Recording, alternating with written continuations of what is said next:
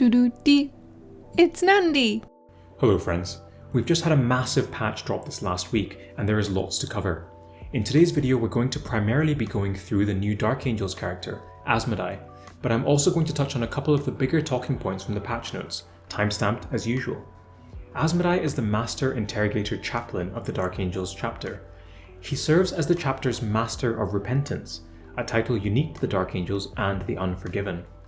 His hatred of the forces of chaos is unparalleled, and Snowprint have done a good job of translating that to game.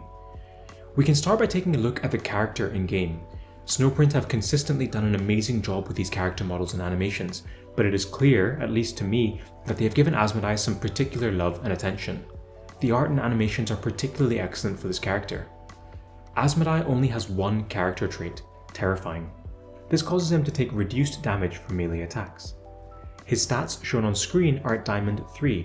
I'll show you and talk you through how this compares to other characters later on in the infographic section. Asmodai has a 4-hit melee power attack. I'll draw your attention next to the weapons.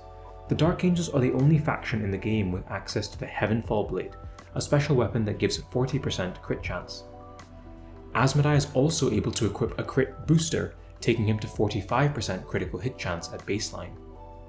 His active ability is called Exemplar of Hate.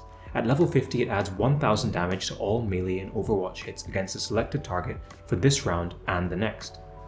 It also has additional text that allows Asmodai or a random Dark Angels ally to make a free bonus hit against the target if it is a Chaos unit. The tooltip text here doesn't expand on this, but the free hit is provided the target is within range. His passive ability is called Feared Interrogator. At level 50 this gives Asmodai 1000 bonus damage to any target that is stunned, suppressed, or has an adjacent Dark Angels ally. At level 50 it also gives Asmodai an additional 2 hits if the enemy is a Chaos unit. His skills are relatively straightforward, but here we can take a look at them in action against the Screamer Killer boss. We can remind ourselves that the Screamer Killer and indeed all guild bosses have the immune trait, which means that they cannot be affected by effects like stunned and suppressed. This is important because it means that we have fewer conditions available to satisfy the Feared Interrogator bonus damage. We can see Asmodai uses active ability Exemplar of Hate on the guild boss here. There is a quick pop-up of the Dark Angels insignia to indicate that it has been placed, and there is also a debuff on the boss to show that it has been affected by the ability. Due to the fact that the Screamer Killer is not a Chaos unit, there was no additional bonus attack as indicated by the second part of Asmodai's active ability. We'll cycle through 2 turns of gameplay and see that the debuff drops off as intended, working only for the turn that it is applied as well as the following turn.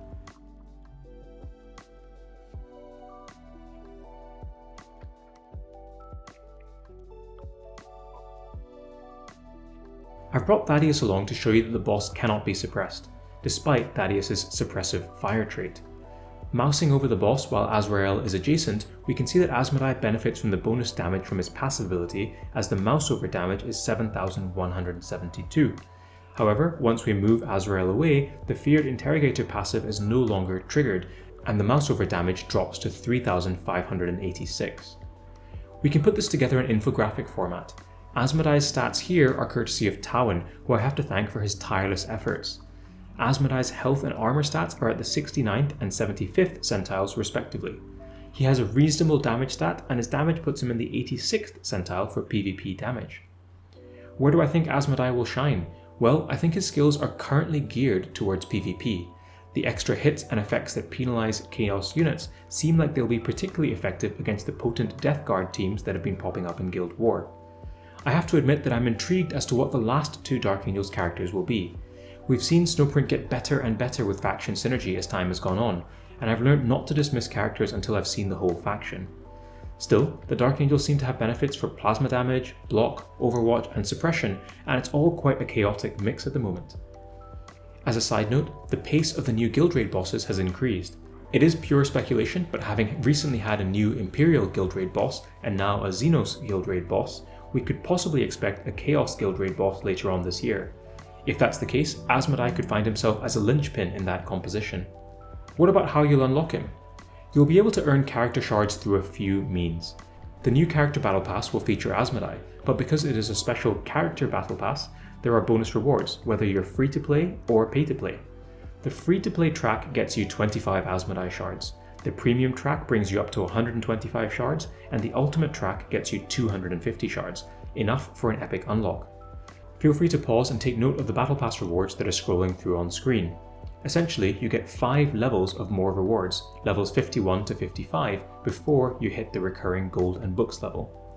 The shard rewards don't stop there. There's also a week-long special event for Asmodai where you earn event points by completing missions, and through the calendar, which has a mixture of free and paid offers.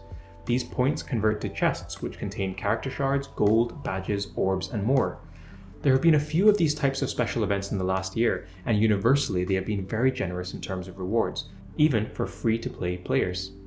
He'll also have additional shards accessible through the week-long Tyrannid Tournament Arena, as well as a 3-day character showcase event for Asmodai in the quest format.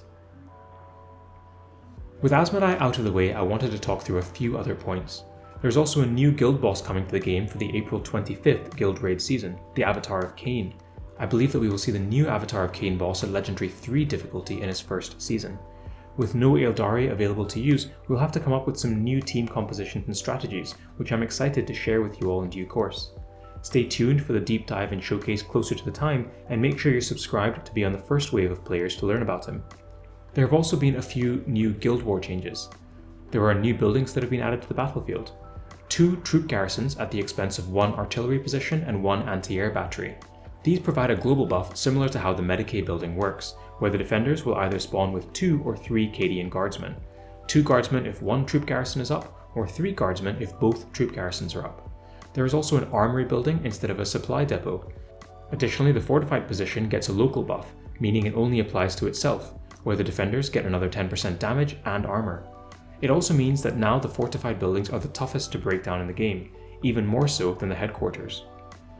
When you go in to fight the battle itself, you can see the buffs that the units have in the top left underneath their character bar. There have also been a few changes to the points costs for buildings being destroyed and the rarity cap for some buildings.